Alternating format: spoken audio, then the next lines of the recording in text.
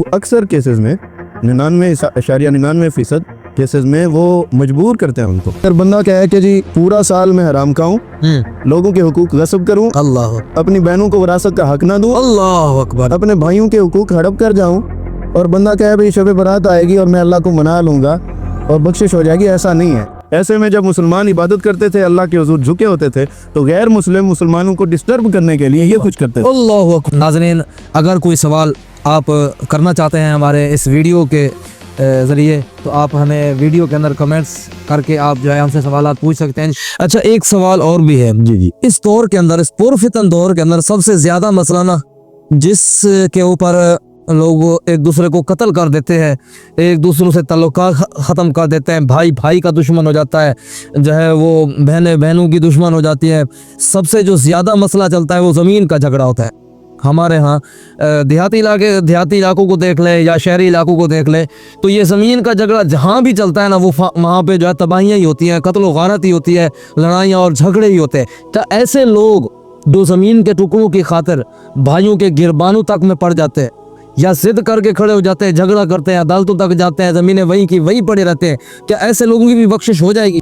यकीनन ये लोग अगर इन झगड़ों को छोड़ दें और इनसे बाहर आ जाएं और अपनी बरात का इजहार करें कि हमारा इन झगड़ों से कोई ताल्लुक नहीं, ये सुलह पसंद हो जाए, अमन पसंद हो जाए, सही, तो फिर ये इनकी भी बख्शिश हो जाएगी। यानी कि अगर ये इस तरह ना करें नहीं तो फिर कोई बख्शिश नहीं मिलेगी। अल्लाह अकबर, अल्लाह अकबर। तो ये उन लोगों को समझ लेना चाहिए कि भाई ये दुनिया फानी है, ये ज़मीन है, ये जगह इधर है। गालते को दूर कर दूं सही कि अगर बंदा कहे कि जी पूरा साल मैं हराम खाऊं, लोगों के हुकूक गस्ब करूं, अल्लाह, अपनी बहनों को विरासत का हक ना दूं, अल्लाह अकबर, अपने भाइयों के हुकूक हड़प कर जाऊं, और बंदा कहे भाई शब बारात आएगी और मैं अल्लाह को मना लूंगा और बख्शिश हो जाएगी, ऐसा नहीं है। इसका कॉन्सेप्ट नहीं है। सही, हुकूकुल इबाद क्या हालात है उसके पास, बिल्कुल सही। हुकूकुल इबाद को पूरा करना होगा। जो बंदों पर हुकूक अल्लाह पाक ने लाजिम करार दिए, पहले उन पर पूरा उतरना होगा, फिर अल्लाह सब पाक से बख्शिश और मग़फ़िरत की उम्मीद रखें। माशाअल्लाह। अच्छा, एक सवाल इसमें एक और भी है, छोटा सा सवाल है कि इन ज़मीनों के झगड़ों के अंदर, ज़मीनों की विरासत के अंदर बाज़ औक़ात ऐसा मसाइल भी देखने को मिल जाते हैं कि जैसे भाई हैं, बहनें हैं, तो तकसीम के लिहाज से तो बहनों और भाइयों का जो बराबर की तकसीम होती है, मिसाल के तौर पर 10 मरले है, 20 मरले है, तो उसमें बहनों का भी हिस्सा है, भाइयों का भी हिस्सा है। तो इस लिहाज से अगर भाई कहते हैं कि जो कमर्शियल प्लॉट्स है या जो मेन जगह पर जो है रोड के ऊपर जो मकान मिसाल ज़मीन बनती है, तो वहाँ से हम भाई ले लेते हैं और जो जंगल बयाबान के अंदर है जो ज़मीन है वहाँ से बहनों को दे देते हैं। तो ऐसे लोगों के बारे में क्या ख्याल है? ये बिल्कुल इंसाफ के खिलाफ है। जिसकी जितनी ज़मीन जहाँ पे बनती है वहाँ पे उसको लेनी चाहिए। ये सारी अलामतें हैं दुनिया की मोहब्बत की। अल्लाह अकबर। आका अलैहिस्सलाम ने जो सहाबा कराम से फरमाया कि ऐ सहाबा, उम्मत मुस्लिमा को मुखातिब फरमाया, मुझे तुम्हारे शिर्क में पड़ने का अंदेशा नहीं है, फरमाया मुझे इस बात का डर है कहीं मेरे बाद तुम दुनियादारी में मुब्तला ना। अल्लाह अकबर। ये सरासर नाइंसाफ़ी है, उनके हुकूक पे डाका है।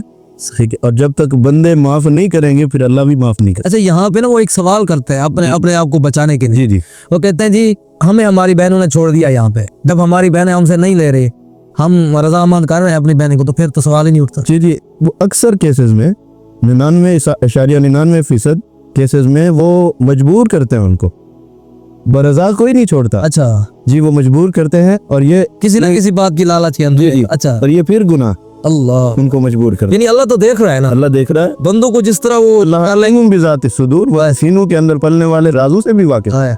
उसको हमारे नियतों का, अहवाल का, इरादों सब कुछ पता। सही। दुनियादार से तो छुपा लोगे, अल्लाह से कैसे अल्लाह से कोई कुछ नहीं छुपाया जा सकता। माशाअल्लाह। तो माशाअल्लाह आपने बहुत ही आसान तरीके से हमारे नाज़रीन के जो सवालात हैं उनके जवाब माशाअल्लाह आपने इनायत फरमाए। हमारे इलाके के अंदर हमने देखा है अक्सर औकात जो है इस रात को, इस शब को, इस दिन को लोग ईद कहते हैं जी, जैसे ईद उल फितर कहते हैं और ईद उल अज़हा कहते हैं। तो इस तरह इस शब बारात को भी लोग ईद के नाम से जो है वो पुकारते हैं कि ये भी हमारी एक ईद है।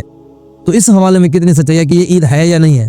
जी, गुजारिश ये है कि अगर इसको हम इबादत की रात के तौर पर कि अल्लाह का इनाम समझकर इस पर खुशी का इजहार करें, चूँकि ये साल भर के बाद फिर वापस आती है, सही, अवध कर वापस आने वाली, उसको हम ईद कह सकते हैं। सही। जुम्मतुल मुबारक भी ईद है। सही। इसी तरह बाकी खुशी का कोई भी त्योहार जो साल के बाद अब आता है हमारे पास, वो ईद कहलाता है। सही। अच्छा, एक यहाँ पे ये है जैसे बाकी ईदों में भी शायद होता है, लेकिन इस शब बारात के मौके पर मैंने अक्सरियत देखा है बच्चों को पटाखे फोड़ते हुए, وہ پٹاخے وغیرہ پھوڑتے ہیں اور گلیوں محلوں میں جو ہے وہ لوگوں کو بھی تانگ کرتے رہتے ہیں، یا جس طرح کا ایک رواج بنا ہوا ہے. بالکل پہلے تو شہروں میں بہت کم ہوتا تھا، اب شہروں میں بھی یہ رواج پڑ چکا ہے. اس موقع کے اوپر، شب برات کے موقع کے اوپر وہ سارا دن ساری رات لوگ بچے گلیوں کے اندر کھیلتے رہتے ہیں اور پٹاخے وغیرہ پھوڑتے رہتے ہیں اور یہ کہتے ہیں یہ عید ہے عید ہے عید ہے. تو اس حوالے سے آپ کیا کہیں گے؟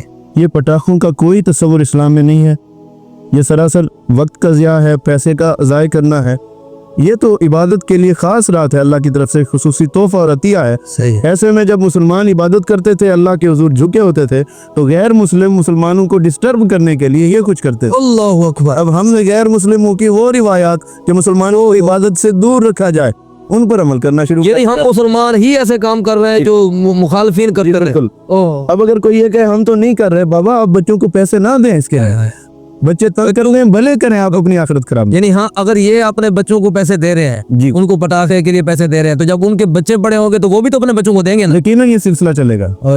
تو والدین کو خود سوچنا چاہیے، وہ اپنی اولاد کی ان خطوط پہ تربیت کریں کہ خود بھی مسجد کا رخ کریں، صحیح. ان کے مصلے بچھا کے بیٹھ جائیں، ان کے سر اللہ کے حضور جھکے ہوں، سر بسجود ہوں، صحیح. اللہ سے آہو زاری کریں، گریا فغاں کریں، اللہ سے مانگنے کی رات ہے. صحیح. جب بڑے کریں گے تو دیکھا دیکھی بچے بھی اسی میں جو ہے انوالو ہوں گے. اس شب کو ہر مسجد کے اندر یا گھروں کے اندر یا اور بھی جگہوں پر جو ہے محفلوں کا انعقاد کیا جاتا ہے اور باقاعدہ محفلیں کی جاتی ہیں اور لوگ جو ہے مسجد کے اندر ساری رات گزارتے ہیں.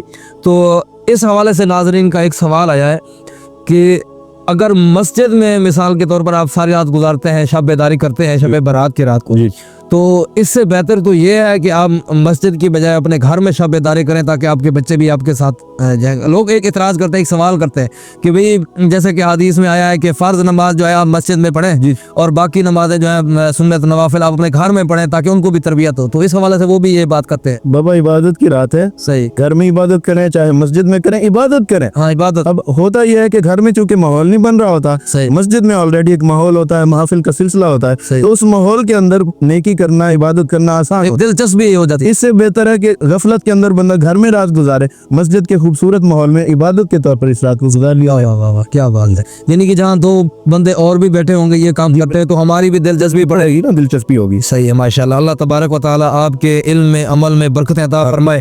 ناظرین، اگر کوئی سوال آپ کرنا چاہتے ہیں ہمارے اس ویڈیو کے ذریعے تو آپ ہمیں ویڈیو کے اندر کمنٹس کر کے آپ جو ہے ہم سے سوالات پوچھ سکتے ہیں. انشاءاللہ ضرور بے ضرور. یہ اگر پھر موقع بنے گا جب حضرت علامہ مولانا قاری محمد مبشر چشتی صاحب، ان سے ہم دوبارہ ٹائم لیں گے اور آپ کے جتنے بھی سوال ہوں گے انشاءاللہ آپ کے سوالات جو ہے ہم آن لائن ان سے سوالات پوچھیں گے. انشاءاللہ آپ کے سوالات کے جواب بھی دیے جائیں گے. تو آپ نے ثواب کی نیت سے اس ویڈیو کو سب سے زیادہ آپ نے شیئر بھی کرنا ہے، لائک کرنا ہے، کمنٹ بھی کرنا ہے اور اپنے رائے کا اظہار بھی آپ نے ضرور دینا ہے.